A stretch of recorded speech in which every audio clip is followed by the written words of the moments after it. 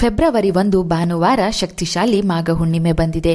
ಮಾಘ ಹುಣ್ಣಿಮೆಯ ದಿನ ಈ ಕೆಲಸಗಳನ್ನು ಮಾಡಿದರೆ ಹಣಕಾಸಿನ ಕಷ್ಟಗಳು ಶೀಘ್ರವಾಗಿ ದೂರವಾಗಿ ಅದ್ಭುತ ಧನಲಾಭವನ್ನು ನೋಡಬಹುದು. ಈ ದೇವಿಯನ್ನು ಮನದಲ್ಲಿ ನೆನೆದರೆ ಜೀವನದಲ್ಲಿ ಅದ್ಭುತಗಳು ನಡೆಯುತ್ತವೆ. ಮಾಘ ಹುಣ್ಣಿಮೆ ಸಮಯ ಪಾಲಿಸಬೇಕಾದ ನಿಯಮಗಳೇನು ಎಂದು ಈಗ ತಿಳಿಯೋಣ. ಮಾಘ ಮಾಸವು ಸ್ನಾನಕ್ಕೆ ಹೆಸರುವಾಸಿಯಾದ ಮಾಸವಾಗಿದೆ.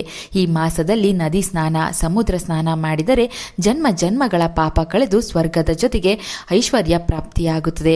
ನಾಳೆ ಸಾಧ್ಯವಾದರೆ ಸಮುದ್ರ, ನದಿಗಳಲ್ಲಿ ಪವಿತ್ರ ಕಲ್ಯಾಣಿಗಳ ನೀರಿನಲ್ಲಿ ಸ್ನಾನ ಮಾಡಿ. ಇದು ಸಾಧ್ಯವಾಗುವುದಿಲ್ಲ ಎಂದರೆ ಮನೆಯಲ್ಲಿ ಸ್ನಾನದ ನೀರಿಗೆ ಗರಿಕೆ, ಅರಿಶಿಣವನ್ನು ಬೆರೆಸಿ ಸ್ನಾನ ಮಾಡಿ. ಪುಣ್ಯ ನದಿಗಳ ಹೆಸರನ್ನು ಮನದಲ್ಲಿ ಸ್ಮರಿಸಿ.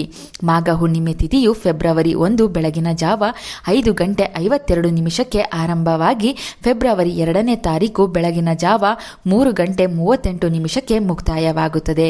ಮಾಘ ಹುಣ್ಣಿಮೆಯಂದು ಮರೆಯದೆ ಯಾರಿಗಾದರೂ ಎಳ್ಳನ್ನು ದಾನವಾಗಿ ನೀಡಬೇಕು. ಈ ದಿನ ಮಾಡುವ ತಿಲದಾನದಿಂದ ಅನೇಕ ರೀತಿಯ ಪಾಪಗಳು ನಶಿಸಿ ಅದೃಷ್ಟ, ಆರೋಗ್ಯ ವೃದ್ಧಿಸುತ್ತದೆ. ದೇವರ ಕೃಪೆಯಿಂದ ಕಷ್ಟದ ನರಕದಿಂದ ಮುಕ್ತಿ ಹೊಂದಬಹುದು. ಕಷ್ಟ ಕಷ್ಟ ಎಂದು ಕೊರಗುವ ಬದಲು ಈ ರೀತಿಯ ವಿಶೇಷ ದಿನಗಳಲ್ಲಿ ಮಾಡುವ ದಾನ, ಧರ್ಮ, ಪೂಜೆ ಇತ್ಯಾದಿಗಳಿಂದ ಬಡತನ ದೂರವಾಗುತ್ತದೆ. ಯಾರಿಗೂ ಕೂಡ ಎಳ್ಳನ್ನು ದಾನವಾಗಿ ನೀಡಲು ಸಾಧ್ಯವಾಗಿಲ್ಲ ಎನ್ನುವುದಾದರೆ, ಯಾರು ಕೂಡ ಎಳ್ಳನ್ನು ದಾನವಾಗಿ ತೆಗೆದುಕೊಳ್ಳುವುದಿಲ್ಲ ಎಂದರೆ ನಾಳೆ ಆಹಾರದಲ್ಲಿ ಸ್ವಲ್ಪ ಎಳ್ಳನ್ನು ಮರೆಯದೆ ಸೇವಿಸಿ. ನಾಳೆ ತಿಲ ಸೇವನೆ ಮಾಡಿದರೂ ಕೂಡ ತುಂಬಾ ಒಳ್ಳೆಯದು. ಈ ದಿನ ಒಂದು ವಿಳೆದೆಲೆ ಮೇಲೆ ಅರಿಶಿನದಿಂದ ಗೌರಿ ದೇವಿಯನ್ನು ಮಾಡಿ ಪೂಜಿಸಬೇಕು. ಇದರಿಂದ ಸಾಕ್ಷಾತ್ ಪಾರ್ವತಿ ದೇವಿಯ ಅನುಗ್ರಹ ಇಡೀ ಕುಟುಂಬಕ್ಕೆ ಲಭಿಸುತ್ತದೆ.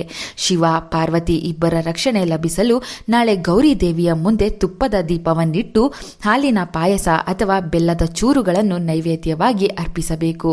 ಈ ರೀತಿ ಮಾಘ ಹುಣ್ಣಿಮೆ ದಿನದಂದು ಗೌರಿ ದೇವಿ ಪೂಜೆ ಮಾಡುವುದರಿಂದ ಮನೆಯಲ್ಲಿರುವ ಮಕ್ಕಳ ಆರೋಗ್ಯ ವೃದ್ಧಿಸುತ್ತದೆ. ಮನೆ ಯಜಮಾನನಿಗೆ ಶ್ರೇಯಸ್ಸು ಕೂಡ ಲಭಿಸುತ್ತದೆ.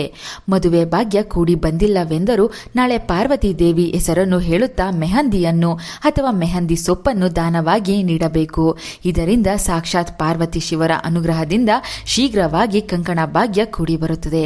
ಈ ಮಾಘ ಹುಣ್ಣಿಮೆಯಂದು ತಪ್ಪದೆ ಕನಕದಾರ ಸ್ತೋತ್ರ ಪಾರಾಯಣ ಮಾಡಿ ಅಥವಾ ಒಂದು ಸಲವಾದರೂ ಕೇಳಿಸಿಕೊಳ್ಳಿ. ಇದರಿಂದ ಮಹಾವಿಷ್ಣು, ಮಹಾಲಕ್ಷ್ಮಿ ಅನುಗ್ರಹ ಪ್ರಾಪ್ತಿಯಾಗುತ್ತದೆ. ಶೀಘ್ರವಾಗಿ ಶ್ರೀಮಂತಿಕೆ ಪ್ರಾಪ್ತಿಯಾಗುತ್ತದೆ. ಶತ್ರುಬಾಧೆ, ಮಾಟ ಮಂತ್ರ, ಜನಗಳ ದೃಷ್ಟಿಯಿಂದ ಕಷ್ಟ ಅನುಭವಿಸುತ್ತಿದ್ದರೆ ನಾಳೆ ಸ್ನಾನದ ನೀರಿಗೆ ಒಂದು ಅಳಲೆಕಾಯಿ ಹಾಕಿ ಆ ನೀರಿನಿಂದ ಸ್ನಾನ ಮಾಡಿ. ಇದರಿಂದ ಎಲ್ಲ ನೆಗೆಟಿವ್ ಶಕ್ತಿಗಳು ದೂರವಾಗುತ್ತದೆ. ತೆಂಗಿನಕಾಯಿಯಲ್ಲಿ ತ್ರಿಮೂರ್ತಿಗಳ ವಾಸವಿರುತ್ತದೆ. ನಾಳೆ ಲಕ್ಷ್ಮೀ ದೇವಿ ಹಾಗೂ ಇಷ್ಟ ದೇವರನ್ನು ನೆನೆದು ಯಾವುದಾದರೂ ದೇಗುಲದಲ್ಲಿ ಈಡುಗಾಯಿ ರೂಪದಲ್ಲಿ ಒಡೆದು ಬನ್ನಿ.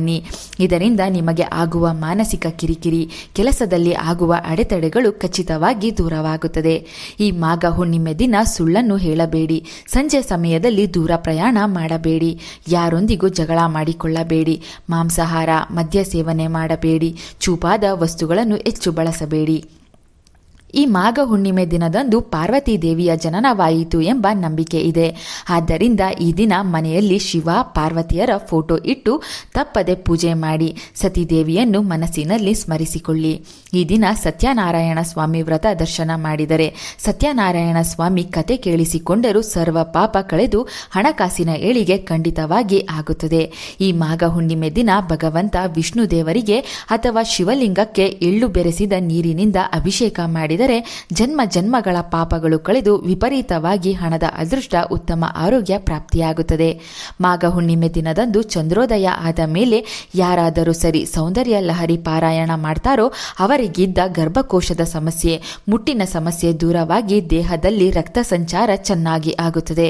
ಕೇವಲ ಆರೋಗ್ಯವಷ್ಟೇ ಅಲ್ಲದೆ ಮುಖದಲ್ಲಿ ವರ್ಚಸ್ಸು, ಕಾಂತಿ ಹೆಚ್ಚುತ್ತದೆ.